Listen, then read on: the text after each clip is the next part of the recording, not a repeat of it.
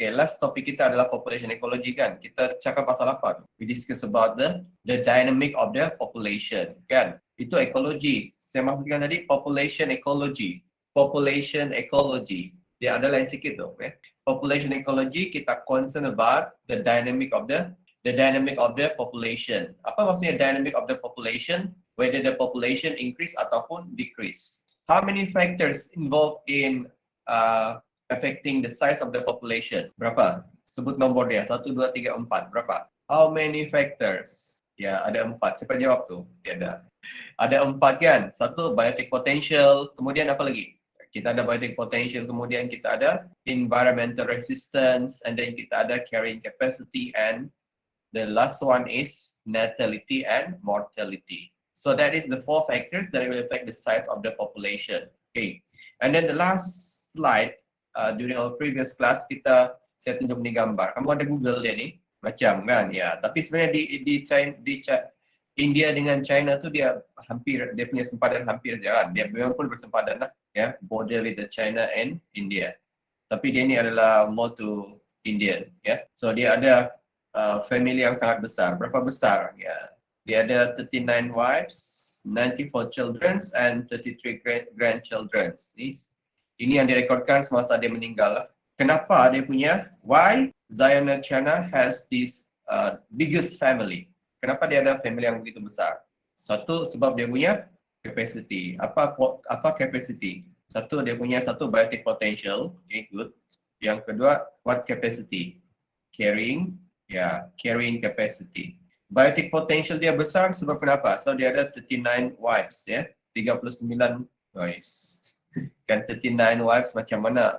Can you imagine the situation to have 39 wives? Tapi bila dia ada 39 bini ataupun dia punya wives dia, then dia boleh dapat 94 children, ya. Close to 100 children. Okay? Ramai ke tu? Kita yang biasa-biasa berapa? Berapa ramai? Kita yang biasa-biasa. Okay, mungkin dulu kita pernah kira mungkin 7 orang kan? 7 orang, ya, maksimum. Kalau 7 orang ni pun yang kalau kita full biotic potential untuk seseorang perempuan gitu, okay? Tapi dia sangat 94 children. Why? Because 39 wives dia, okay? Okay, apa lagi? Ni manusia biasa boleh buat ini? Mustahil kan? Susah membuatkan 39 bini, 94 children, 94 orang anak, ya.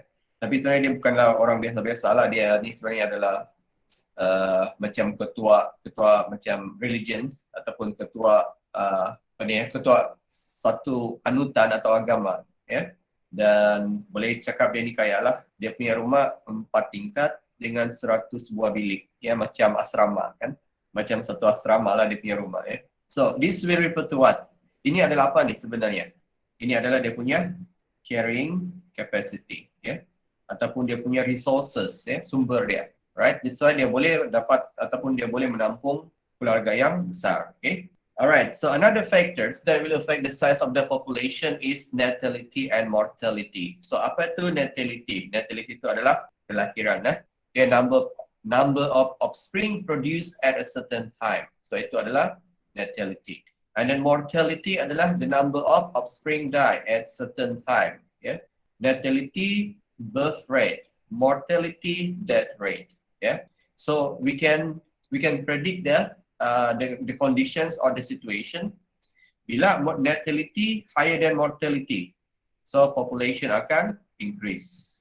Bila mortality, kematian lebih besar daripada natality, population akan decrease. Okay. Now, if the natality equal to the mortality, population is stable. Alright. If you remember when I showed you the country meter, masih ingat saya tunjuk country meter? Masih. Ya, China dengan Malaysia. China sangat laju kan. Setiap saat ada dilaporkan kelahiran, ya. Kita punya natality macam mana? Malaysia lah contohnya. Kita punya natality dengan mortality. Kita berada di situasi mana ni? Nombor 1, 2, 3. Kita berada di situasi nombor 1 kan? Nombor 1. Maksudnya kita punya population sedang increase, right? Tapi sebenarnya kita masih dalam dalam bilangan kita punya human capital kita masih rendah lagi, ya. Kan? Setuju tak? Kita punya tenaga, kita punya human capital di Malaysia ni masih sangat rendah. Tapi masih dalam keadaan apa jugalah, masih dalam, walaupun kita punya human capital masih rendah, tapi kita tidak berada dalam situasi yang, how to say, masih ramai yang tidak mendapat peluang yang lebih baik. Okay, so ini kita boleh predict the condition. When the population, lebih besar daripada carrying capacity, environmental resistance akan tinggi. So population kita akan turun. Bila kita punya size of the population, larger than K itu adalah carrying capacity. So kita punya environmental resistance akan tinggi. So masih ingat apa itu environmental resistance? So abiotic factor ataupun faktor-faktor yang bukan hidup yang boleh menyebabkan the size of the populations become limited. Contohnya apa? Contoh yang paling ketara adalah resources. Resources. Kalau makanan kurang atau shelter kurang, space kurang, so kita punya size population akan. Kalau population kita kurang daripada carrying capacity, K is carrying capacity. Kalau R apa? What is R? R itu adalah biotic potential. If the population is less than ataupun smaller than carrying capacity, environmental resistance adalah rendah dan kita punya population akan, population kita akan meningkat. So ini kita dapat, boleh fahamkan dia punya connection dia ataupun dia punya relation dia. Kita punya size population kita bergantung kepada, depends on the carrying capacity dan juga the effect of the environmental resistance. So can we relate the situation with our population in our country? Kita punya population berada di mana sekarang? Situasi A atau situasi B? Kamu rasa kita berada pada situasi? Ya, pada situasi B kan? So kita punya carrying capacity masih banyak lagi. Maksudnya still there will be many resources available. Tapi malangnya kan, resources yang available tu bukan milik kita. Setuju? So kita ada sumber kekayaan negara yang banyak, tanah yang luas, tapi dia bukan milik kita, bukan milik kamu. Kan? Setuju kan situasi dia? Sebab tu kadang-kadang macam-macam kita ada arguments dengan, we have the arguments with the, what do you call this, with certain group of peoples yang datang di Malaysia secara without proper documentation. Dia orang cakap Malaysia ni luas, bumi ni milik Tuhan, so kita boleh tinggal di mana-mana. Itu kamu setuju tak dengan statement tu? Dunia ni luas, so kita boleh tinggal di mana-mana. Tidak kan? So kita, nanti kita akan belajar tu lah.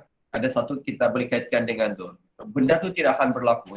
Walaupun bumi ni luas, resources dia banyak, tapi resources dia sangat banyak, tapi it's not belong to all people. Bukan untuk semua.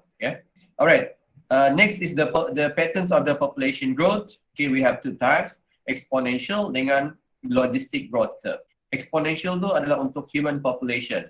Apa maksudnya exponential? Apa maksudnya logistic? So ini kita akan tengok sebentar lagi. Alright, logistic growth curve is the population growth that is limited by environmental resistance. So di sini dia punya carrying capacity dan environmental resistance tu berada di sinilah, berlaku di sini. Population reach the carrying capacity. Di sini reach carrying capacity and represented by stationary phase, ini yang kita anggap sebagai stationary, and dia punya bentuk adalah S shape. So itu adalah logistik. Ini kalau kamu masih ingat, still remember when we discuss about growth, kita ada belajar tentang logistic growth curve. Masih ingat kan ni? Yang ada lag, ada log, ada decelerating, kemudian ada stationary phase. Masih ingat? Benda yang sama juga. So tapi di sini kita kena explain apa yang berlaku di setiap phase ni. Phase, lag phase. Lag ni lah slow. Sebab kenapa dia slow? Dia punya population dia small. Dia punya population growth rate juga very slow. Why? Because the population try to adapt with the new environment. Macam kamu lah bila sampai di Labuan dulu. Masih ingat tahun lalu kan? Bila kamu sampai di Labuan, kamu apa ciri-ciri kamu? Pemalu kan? Inilah kan, try to adapt. Kan? Setuju saya.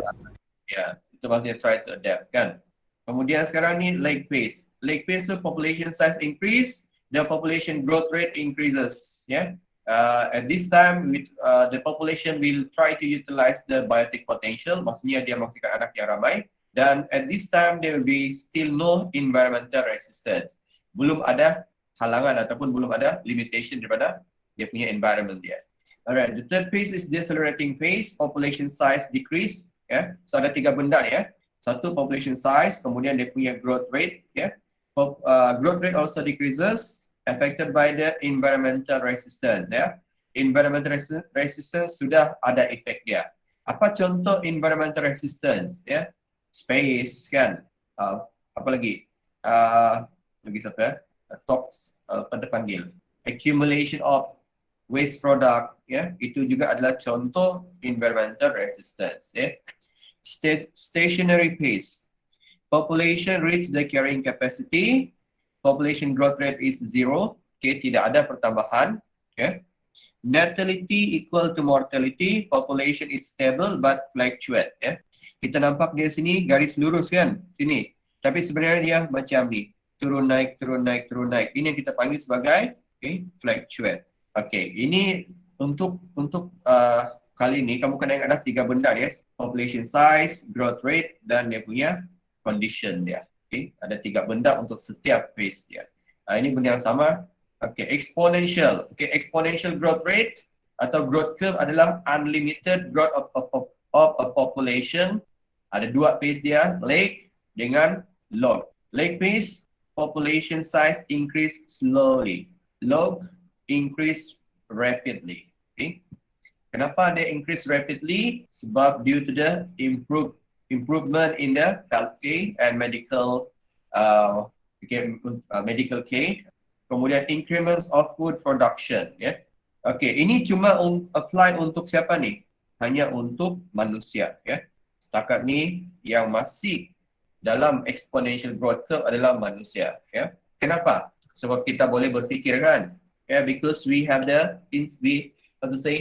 we are blessed with the intelligence, how to overcome the the obstacles in life. Macam mana kita boleh mengatasi berbagai masalah dalam kehidupan. Alright. So ini adalah the world population growth through history. Kalau kamu tengok nilai dia warna merah ni, tapi dia cakap sini 12.5 million years ago.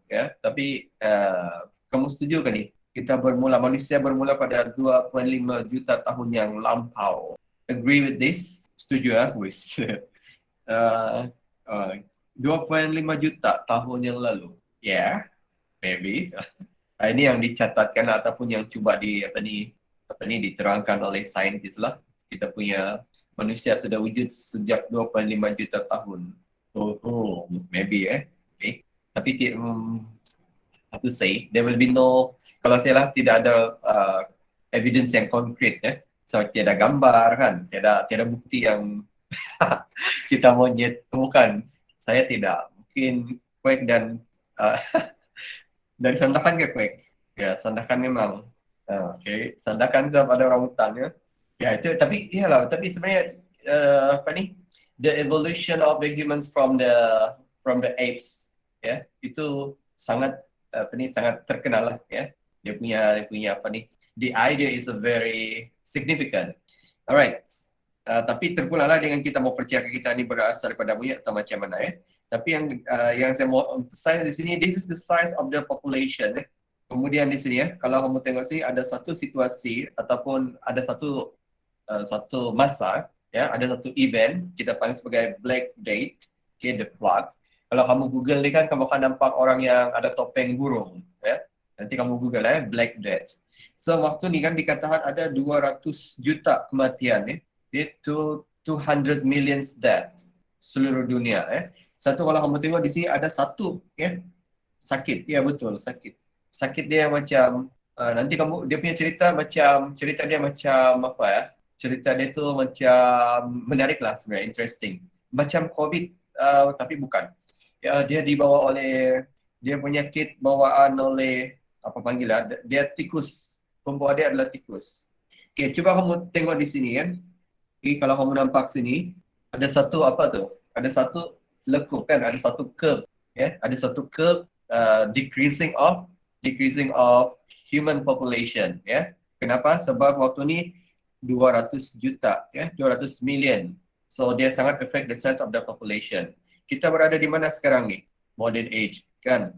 Sini mungkin sini ada COVID. Tapi COVID berapa dia punya efek? Ada efek kan terhadap size of the population? Ada kan, tapi dia punya efek dia mungkin sikit lah, sebab dia akan the effect is more to the non productive individual. Okay, maksudnya orang-orang tua yang banyak ini terkesan sangat ya. Bubonic plague tu, yes, betul, sini bubonic plague. Okay, nanti kamu google lah, dia macam it's very interesting. 5.7 itu apa tu, Richard? Bubonic atau COVID baru 5 juta lah. Wina, okay, masih jauh lagi kan. Kalau sampai 200 tu, di sini ni adalah sedikit lah, baru naik balik. Gitu Alright, so at the beginning, kenapa kita punya population lambat untuk membesar? Sebab the population size is small, kita punya populasi sangat rendah lagi waktu tu. And then sekarang dia mula meningkat, and at this time, the inventions of agriculture, bila bidang pertanian semakin maju, so banyak makanan, so boleh hidup dan mula meningkat. Dan at the modern age, population size increase rapidly because of natality more than mortality due to the increases in the technology and medical advances. Selepas Black Death barulah meningkat. Sebab kita sudah semakin maju dalam bidang perubatan dan teknologi. Okay, last one. Di sini kita berada di sini sekarang, still increasing because has not reached the carrying capacity. Generally kita belum mencapai carrying capacity. Setuju tak? Malaysia contohnya, Tapi ada certain country yang sudah mencapai carrying capacity dia, Contoh China dia punya sangat, India pun macam sudah. Tapi India banding dengan India dengan China lebih dia punya dia ada sistem dia lah. Ada sistem dia yang sangat strict. Kalau anak lebih daripada satu, anak tu pergi mana? Sangat mahal lah. Dia orang akan bagi restriction dan juga rules yang sangat strict supaya kamu sangat susah untuk jaga anak kalau lebih daripada satu. Kalau satu kamu punya masih free. Yang kedua tu dia punya sangat mahal untuk jaga dia. Sama kalau bunuh saya tidak berani cakap lah. Kill ini maybe, tapi kita tidak bukti yang apalah. Yang saya dengar dia cuma yang jadi makanan lain pula. Tapi ada yang tunjuk macam tu jugalah. Kalau anak pertama semua free, yang kedua konon sangat mahal lah. Dia punya ada cukai-cukai lain kena bayar. So sangat susah lah. Alright, so what is the effect? Kenapa dia buat macam ni? Sebab dia punya carrying capacity. So what is the effect dia? Dia punya population menurun, dan 2016 dia impose the two child policy. So sekarang boleh 2 anak sudah. 2016. Ini apa tujuan dia? Supaya dia punya populasi meningkat lah. Sekarang dia masih tinggi, tapi dia punya populasi generasi yang tua yang masih. So sekarang dia perlukan orang muda. Inilah two child policy. Alright, next. Limiting factors affecting the population size. So ada 2 jenis limiting factor, density dependent, dan density independent. Density dependent ni bermaksud it depends on the population size. Maksudnya bila populasi meningkat atau populasi turun, akan ada berlaku limiting factor. Tu adalah limiting factors akan affect the size of the population bila populasi itu meningkat atau menurun. It depends on the size of the population. Density independent, the factors that limit the population growth does not depend on the population size. Due to the unexpected event, selalunya adalah natural disaster. Tadi itu bubonic plague. Ini adalah density dependent kah atau density independent? Nanti kamu jawab. Bubonic plague adalah jenis density dependent ataupun density independent factor. Nanti at the end of this topic saya akan tanya balik lah. Alright, density dependent factors adalah environmental factors that limit the population growth when the population size increases. Growth rate of the population is influenced by the changes in the population size. So dia multibiotic factor, competition, territorial behavior, predation, parasitism, diseases, accumulation of toxic waste atau waste product, and overcrowding. So ini yang menyebabkan populasi itu the population size will change due to the ataupun depends on this factor: competition, territorial behavior, predation, parasitism atau disease, kemudian accumulation of waste product atau toxic waste, and overcrowding. So ini boleh faham ni, maksudnya kita punya population size kita berubah, dia bergantung kepada the population size will change when the population increase or decrease. Okay, contoh situasi. When the population size increase, density dependent factors cause the population to decrease. Kalau kita punya populasi meningkat, density dependent ini, yang ini menyebabkan that will cause the population size to when the population size decrease, ini pula yang contradict dia. Situasi sebaliknya, kalau kita punya size of the population decrease, the density dependent factors will take effect, then it will allow the population size to increase. Maksudnya situasi ini berlaku, situasi yang ini berlaku apabila population size kita meningkat ataupun menurun. Contoh, competition. Okay, ini kita biasa intraspecific same species, interspecific different species.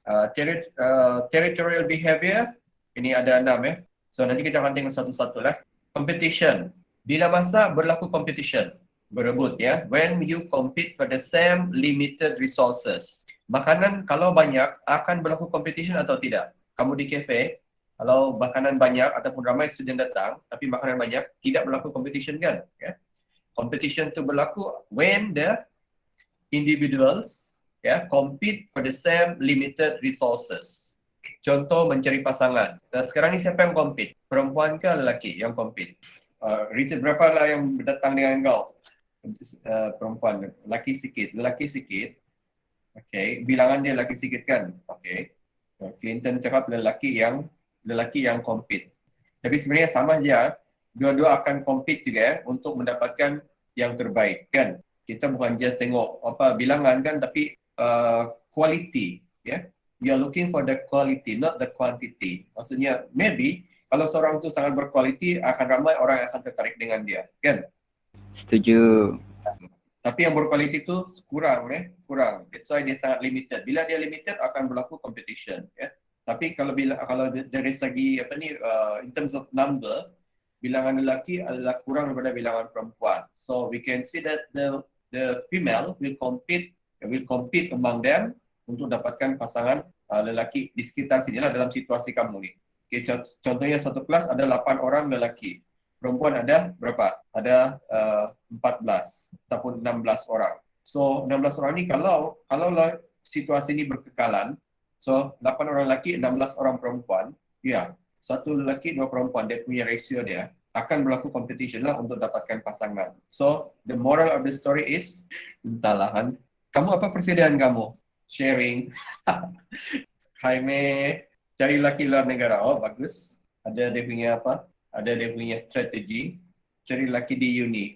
Di sana pun sama juga. Poligami betul Clinton. Origami.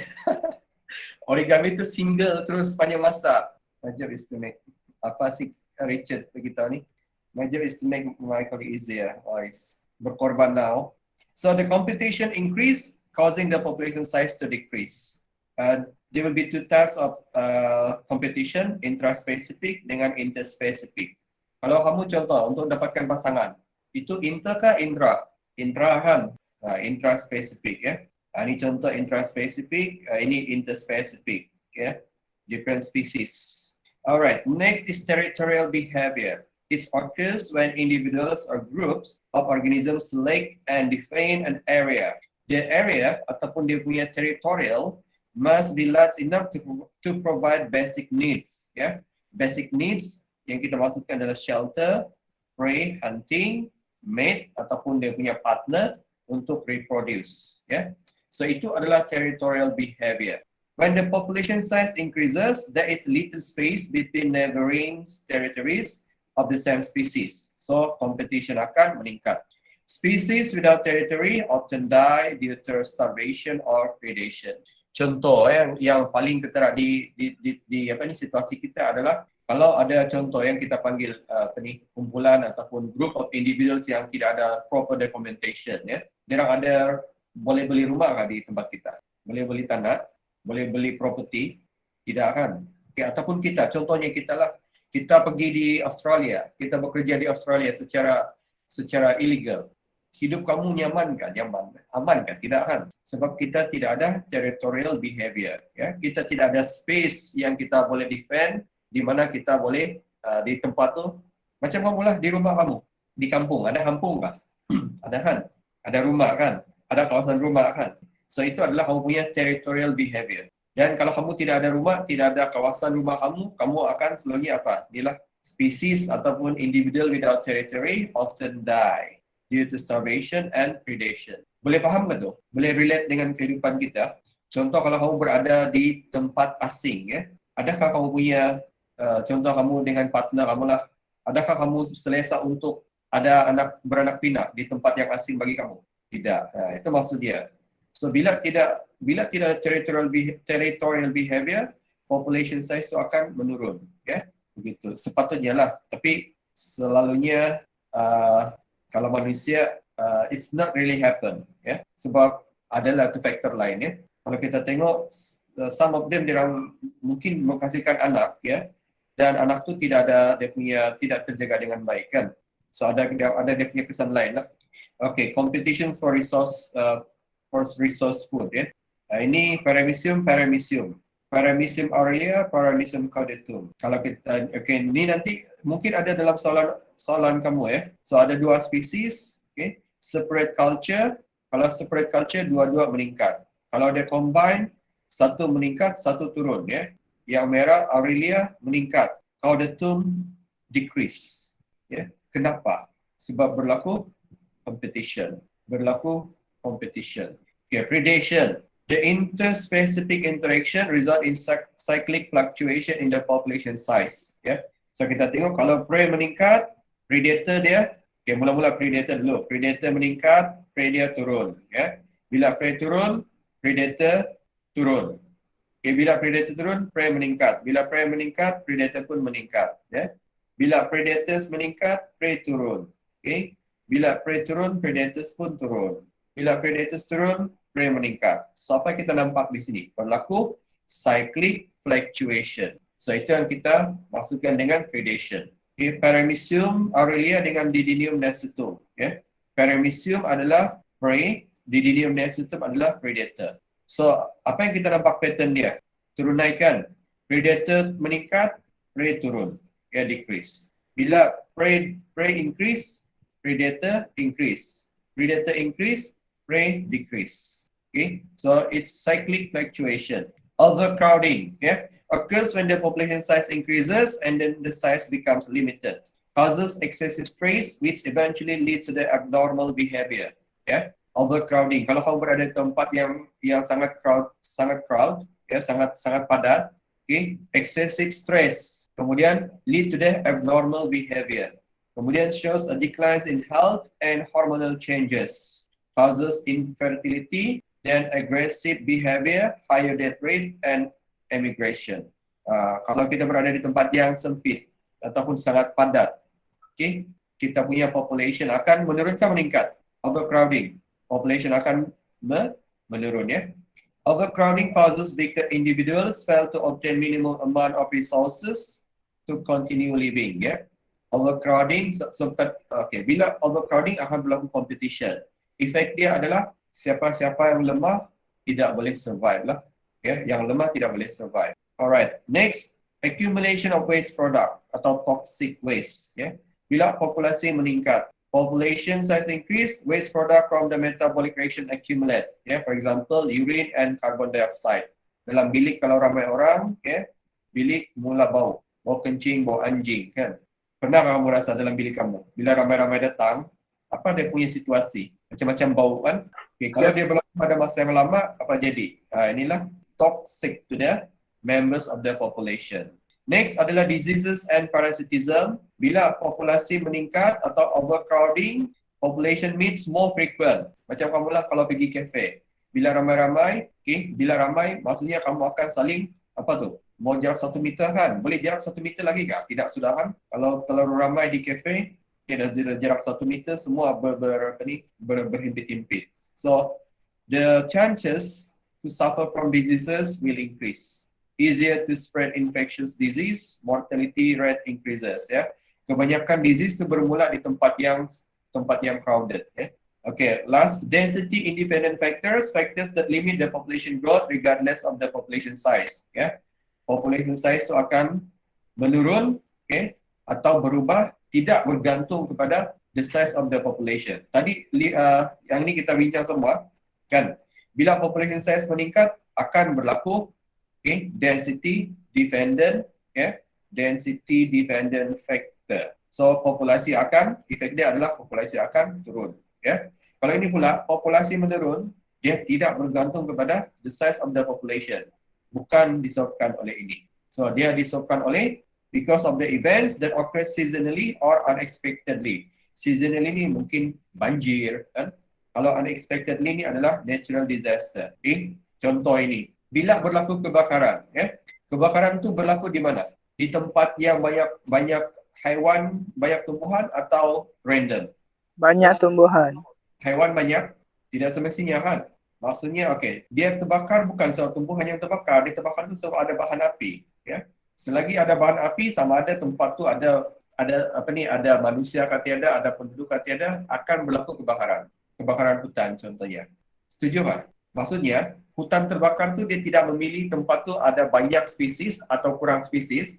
Bila berlaku kebakaran itu berlaku dan dia boleh menyebabkan size ataupun the population at the particular habitat akan turun, regardless of the size ataupun regardless of the population size previously. Susah berliku-liku ayat ya. Contoh kedua, banjir. Banjir berlaku di mana? Di tempat yang ramai penduduk kah, yang kurang penduduk? Tempat yang rendah. Apa dia? Random kan? Kan? Random. Ini pula ice ataupun suhu melampau. Suhu melampau. Dia berlaku di tempat yang ramai penduduk kah? Tidak ramai penduduk. Ini pun random. Yang ini, tsunami. Tsunami berlaku di mana? Cuma berlaku di tempat yang ramai penduduk kah ataupun random? Random juga kan? Ini tsunami juga, ini kemarau, drought, tsunami.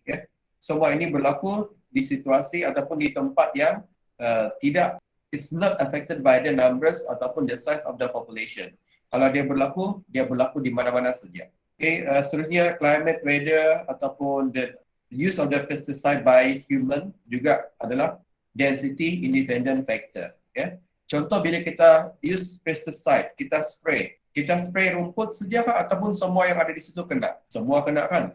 Ya. So itu adalah density independent factor.